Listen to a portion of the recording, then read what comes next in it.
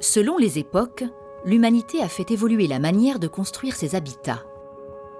Aujourd'hui, notre civilisation se trouve confrontée à des enjeux économiques, écologiques et énergétiques en matière de construction.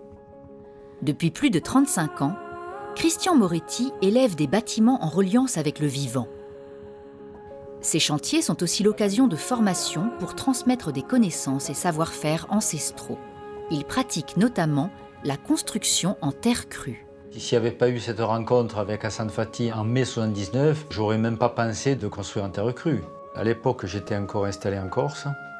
Pour moi, c'était une révélation. Et Hassan Fathy est un maître de la construction en terre crue. Il est allé de partout dans le monde pour dire, voilà, il est possible de construire en terre crue. Il nous a dit, ça va vite, et il n'y a pas besoin d'argent, ou très très peu d'argent, et c'est très confortable. Alors moi, je me suis dit, ça me convient très bien. Comme je n'avais pas tellement d'argent à cette époque-là, et donc je n'avais pas d'outillage non plus, donc avec très peu d'outillage, on peut construire. Moi, ça me convient bien, je vais essayer donc ce processus. En 81, j'ai commencé à bâtir mon atelier.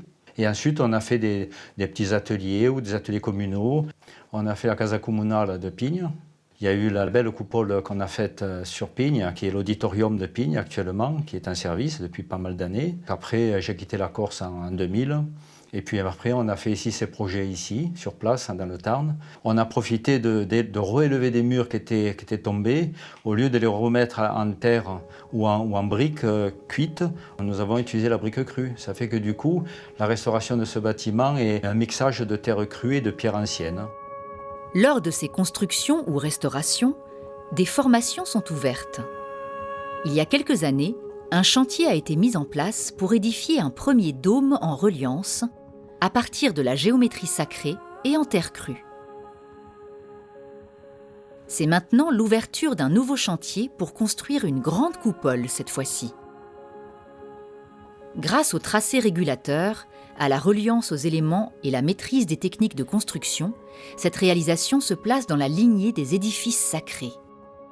Une grande coupole, cette fois avec une hauteur de plus de 12 mètres d'hauteur et de 16 mètres de diamètre sans coffrage. C'est pour pouvoir aussi prouver, mais évidemment, encore une fois, puisque ça a été prouvé depuis des siècles, qu'on puisse construire des grandes salles sans charpente et sans outillage très spécifique. Ça veut dire que la terre offre une possibilité de faire de la charpente, sans coffrage. Et cette coupole va être assise sur un octogone. Dans chaque côté de l'octogone, donc au carré, on trouve 4 absides qui sont vraiment en croix. Et vous avez une abside nord, une abside sud, est et ouest. Donc c'est pour ça qu'on dit, bon voilà, c'est un bâtiment sacré. Ça veut dire que tout est fait pour développer notre sensibilité à tout point de vue. Et cette bâtisse est prévue pour donner l'influence et l'information. Tout est préparé pour ça. Quand on arrive à lier dans la construction et surtout dans l'architecture, l'esprit et la matière. L'octo, c'est la base, c'est la base de l'appui de la coupole. Et l'heptagone, ça va être donc ou au sol ou en décoration. Donc l'octogone, c'est le calme, c'est la matière, c'est la stabilisation. Et puis après, bien sûr, c'est l'état d'esprit. Et ça, on va faire une décoration du sol ou autrement plafond pour marier entre la matière et l'esprit. Donc l'heptagone et l'octogone. Dans toute construction, d'abord, on jauge le terrain pour savoir qu'est-ce qu'il y a en dessous. Donc là, il y a les sources d'abord, en premier, qu'il faut déjà sonder, voir combien de mètres, leur débit aussi. Je fais un travail de sourcier aussi, qui est très facile, avec des baguettes ou un pendule, comme tout le monde peut faire. Là voilà, là il y a un passage, là, voilà, ici, voilà, hop, là ça passe. Là, il y a un passage ici d'eau. Là. Alors une fois que je m'aligne sur le passage d'eau, je me raligne sur cette direction qui des fois varie évidemment.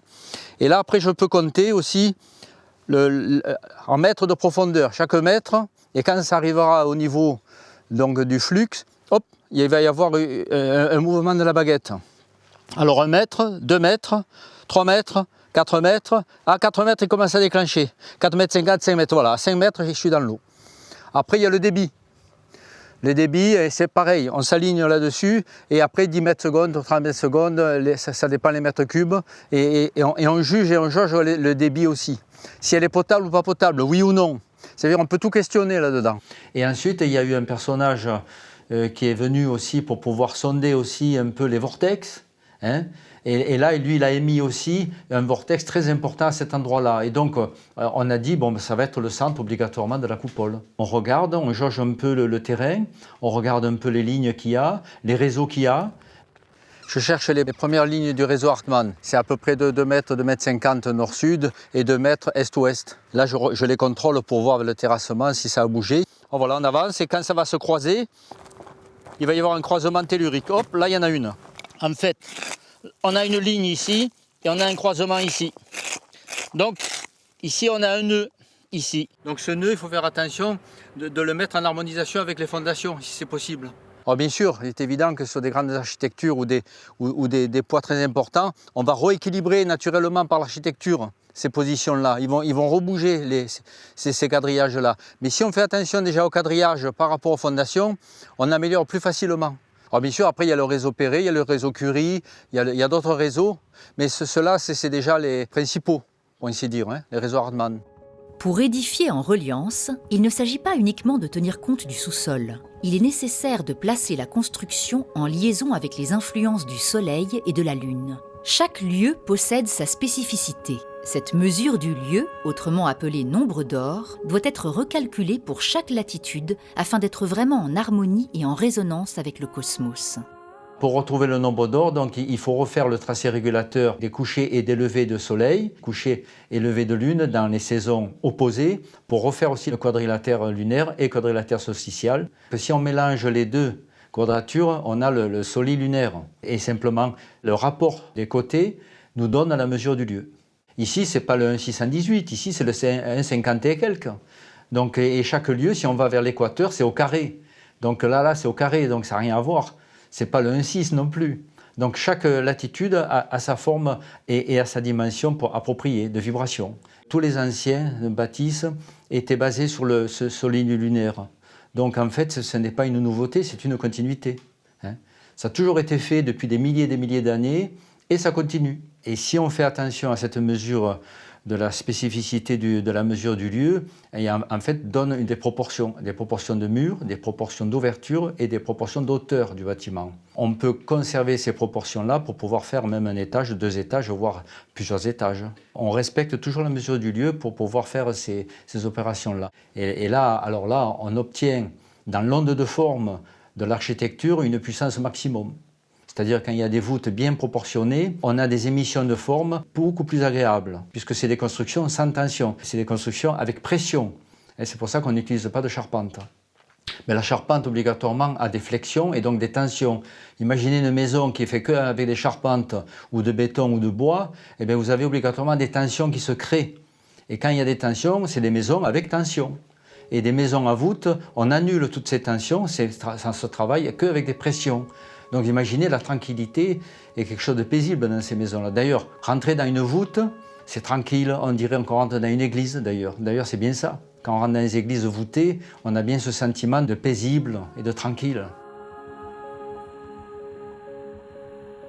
Dans les architectures, disons, traditionnelles, que ce soit japonaises ou autres, quand il y a des traditions par charpente, on peut évacuer ces tensions par l'extérieur, puisqu'on arrive difficilement à faire des courbes avec des poutres droites. On s'efforce souvent de projeter ces ondes de forme, justement, à l'extérieur. Ça veut dire que ces vibrations de tension, on peut les évacuer en extérieur, en architecture toiture.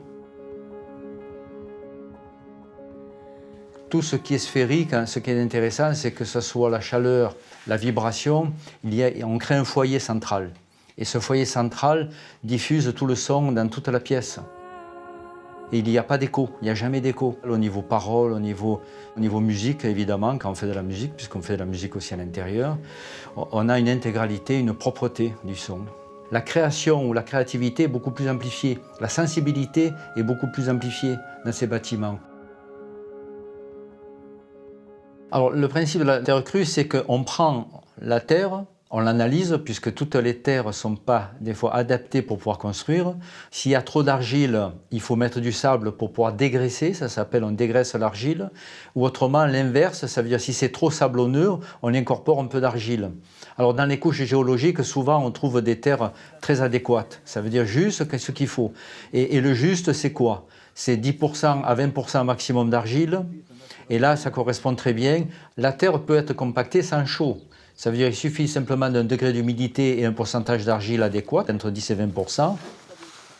Bon, on a pris un seau de 10 litres de terre sur le tas de terrassement. On va maintenant prendre cette terre, on va la tamiser avec des tamis différents pour séparer la granulométrie. Et ensuite, les fines, on va faire une sédimentométrie, c'est-à-dire une sédimentation avec de l'eau pour voir le pourcentage d'argile. Donc il y en a un qui commence à prendre le gravier, prendre le premier tamis et on commence à tamiser le gros grain. C'est pour voir la cohésion aussi argileuse à l'intérieur de la terre. Pour des raisons, c'est que par rapport à des essais bien sûr très anciens, on s'aperçoit que si on a trop d'argile, on ne peut pas mélanger avec la chaux. Et on dit qu'il y a entre 10 et 20% d'argile maximum dans les terres. C'est pour ça qu'on fait une sédimentation, un tamisage. Et on regarde par rapport à une référence qui est déjà depuis très longtemps, bien sûr, établie. Et on fait attention à cette référence-là. Autrement, il faut modifier la terre. Mettre des adjuvants, mettre du sable ou de l'argile. Si on compacte la terre, on obtient du pisé. Ça a été utilisé ici, ça a été utilisé ailleurs. Donc sans chaux. Ça veut dire que la stabilisation, elle est que faite simplement par pression. Ça veut dire qu'avec très peu d'humidité, encore une fois, 10% maximum de degré d'humidité dans la terre, on compacte et on arrive donc à une densité supérieure à la terre foisonnée. Si on incorpore encore 10% ou 3% ou 5% de chaux, là on stabilise encore plus la terre. Ça veut dire que s'il y a de l'eau ou s'il y a une inondation, s'il y a de l'humidité, eh bien la structure de la terre ne va pas changer. La forme architecturale ne va pas être modifiée. Et là c'est bien sûr une sécurité. Et quand on peut mettre bien sûr de la chaux, un petit pourcentage de chaux, ça améliore la qualité du coffrage et des briques. Sortez les tiges sur les fonds de banche. On démarre toujours sur les fonds de banche. On dessert les 8 vis des fonds de banche. Et après, il y en a qui prennent un marteau, ils peuvent enlever les grands serre-joints en haut de maçon. Alors bien sûr, pour le soubassement qui va être touché à l'extérieur et à l'intérieur, il est évident que là, on va mettre des briques avec un fort pourcentage de chaux, qui va arriver entre 7 et 8% de chaux. Et après, on va élever les murs avec 3 ou 4% de chaux à peine. Et les voûtes sont entre les deux, ça veut dire entre 4 et 6%, on va mettre de chaux dans les briques de voûte. Mais attention de ne pas trop mettre non plus de chaux ou de ciment à l'intérieur de la terre, parce qu'après la résonance ou la vibration est annulée. Donc l'excès est quand même pas bon, quoi. La terre crue est un matériau naturel, sain et vibratoire, car il ne subit pas de transformation. La terre, c'est un élément essentiel, c'est la base de tout. C'est extraordinaire, on voit la matière qui se modifie en fonction des ateliers, de ce qu'on fait dessus, de comment on mélange d'autres matières, comment on la tamise ou comment on l'exploite en fait, comment on la travaille. De voir les substances se mélanger et modifier la matière, sa granulométrie, de voir comment elle peut être fine ou épaisse et selon comment elle est utilisée, comment il faut équilibrer les choses pour que ce soit harmonieux en fait, quoi. Le fait qu'aucune cuisson ne soit nécessaire fait que ce type de construction est très écologique. Produit en local, son impact carbone est très faible. De plus, c'est un matériau 100% recyclable. Les habitats en terre crue offrent une très bonne inertie thermique et régulent naturellement le taux d'humidité à l'intérieur. Dans les époques anciennes, il y en a qui ont fait que du bancher et il y en a qui ont fait que du briqueté. La brique est normalement donnée pour faire des voûtes ou des arcades. Là, on a pris une option d'acheter des machines manuelles. Ça veut dire que c'est le physique qui va comprimer avec l'aide de chaînes et de leviers pour pouvoir compresser la terre.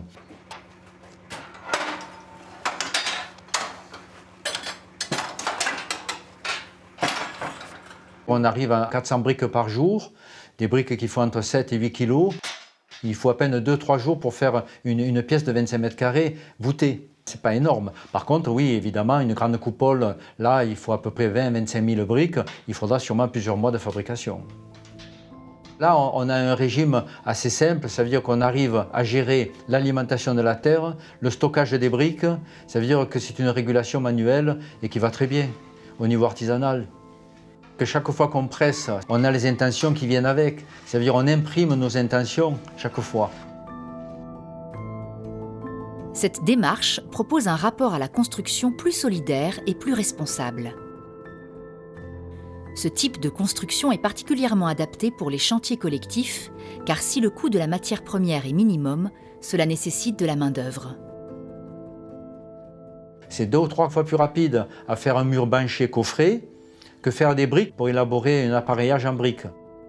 On fait des murs banchés, coffrés, on fait des briques géantes en fait. On fabrique un grand coffrage et puis après on remplit par couches successives de terre foisonnée. Et on foule avec des pisoirs ou des dames pour pouvoir compresser. Et la compression correspond à peu près à 1,6 de pression. Sortez les tiges sur les fonds de banche. On démarre toujours sur les fonds de banche. On dessert les 8 vis des fonds de banche. Et après, il y en a qui prennent un marteau, ils peuvent enlever les grands serre-joints en haut de maçon. Non, pas cela. Que les serre-joints de maçon centraux. Tu les chasses, comme tu veux, vas-y, chasse-les. Voilà, là, laisse-le dessus, il y en a un qui le prend. Vous la sortez régulièrement pour qu'elle glisse sur la visserie. Et par couches successives, en 10 fois, on monte à 70 cm de hauteur. Et on décoffre par contre de suite, puisque c'est l'état sec. On travaille très peu humide, donc ça nous permet de décoffrer, de recoffrer à côté et de continuer le mur. Très rapide, c'est une des plus rapides de construction. On dit qu'il faut quand même au moins 10% d'humidité pour compacter la terre. Bien sûr qu'elle va évaporer, et quand elle va évaporer, il va y avoir aussi un échange du CO2. Elle va absorber le CO2 de nous, de notre respiration et de l'atmosphère, et qui va jouer avec la chaux pour pouvoir durcir. Ça veut dire plus il y aura de temps qui va passer, minimum 28 jours, une lune, comme on dit, pour avoir la dureté maximum des murs banchés ou des briques. Et puis après, les années qui vont suivre, va cristalliser, va améliorer la dureté des murs et des briques.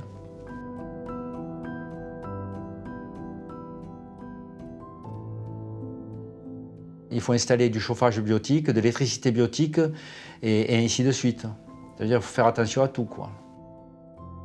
Pas de moteur électrique, pas de fil électrique, on va essayer de travailler autrement. Tout va être informé, comment on va travailler, comment ça peut se faire, et qu'il y ait une transmission, puisque nous, notre association est basée sur la transmission du savoir. Cette approche nous propose de placer la question de l'habitat sur un autre plan qui allie physique et subtil. Sortir de la norme qui parfois occulte un champ des possibles plus large. L'utilisation de matériaux sains, la structuration dans l'espace par la géométrie sacrée, place le bâtiment en reliance avec les influences telluriques et astrales. Cette harmonie retrouvée apporte un échange vibratoire qui régénère celles et ceux qui occupent ces habitats. Nous sommes conviés à poursuivre notre évolution vers le renouveau en lien avec les connaissances du passé. L'ouverture de conscience à laquelle nous sommes invités nous rappelle que l'esprit et la matière sont liés.